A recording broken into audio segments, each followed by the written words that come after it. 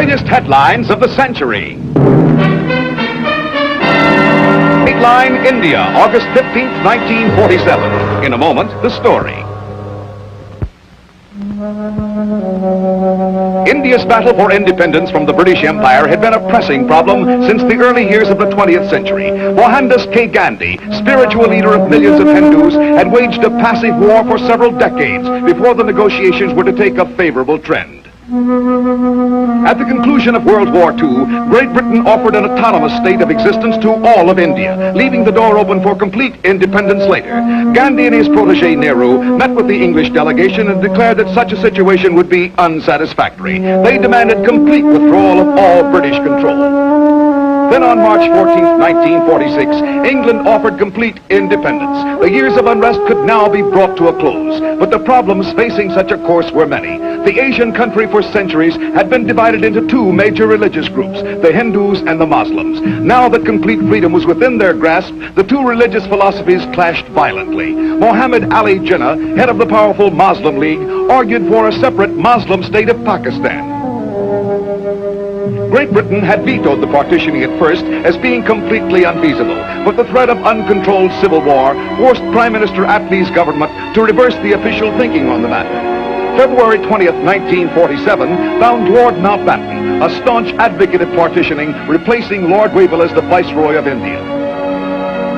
At the same time, in separate assemblies, the Muslim League and the Hindu Confederation finally accepted the British offer of independence of the two separate states of India and Pakistan.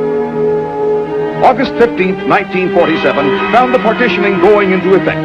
Almost 2 million people had to be evacuated from one state to the other, as the partitioning line found Muslims living in the Hindu state and Hindus residing in the new Muslim state. Hungry and homeless refugees set up housekeeping in the streets of the major cities. Bewildered, they waited helplessly for someone to take care of them. Violence flared up over the partitioning in both India and Pakistan. Traditional, centuries-old hatred between the two major faiths brought to a boil this dissension over the new boundaries and took a toll of countless lives. Although Pakistan had chosen complete independence from Britain, India chose complete sovereignty, with the symbolic retention of the king as a trademark of the free association of the Commonwealth members. The midnight of August 14, 1947, symbolized the rebirth of a nation after the slumber of centuries and a long struggle for self-determination.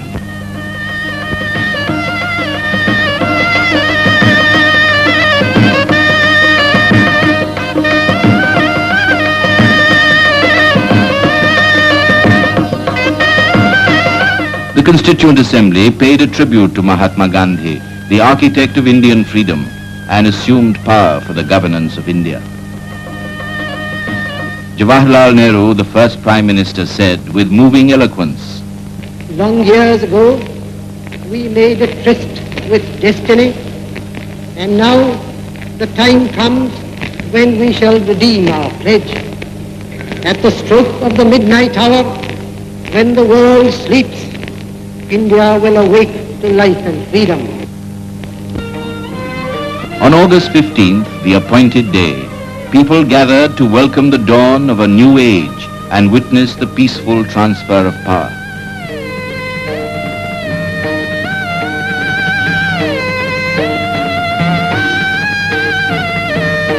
Lord Mountbatten became the first Governor-General of the Dominion by the will of the sovereign people of India.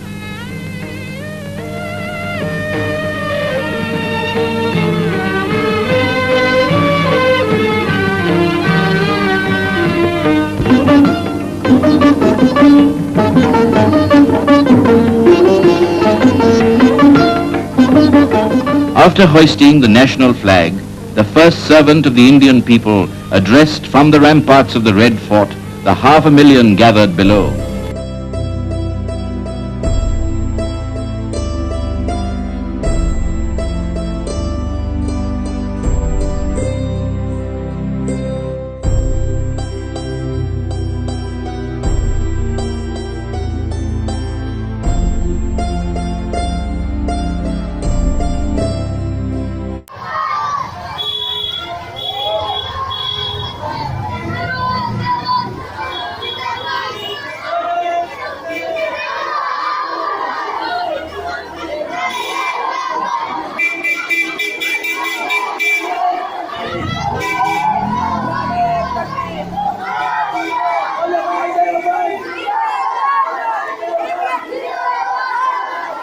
दारू लगो ना रे।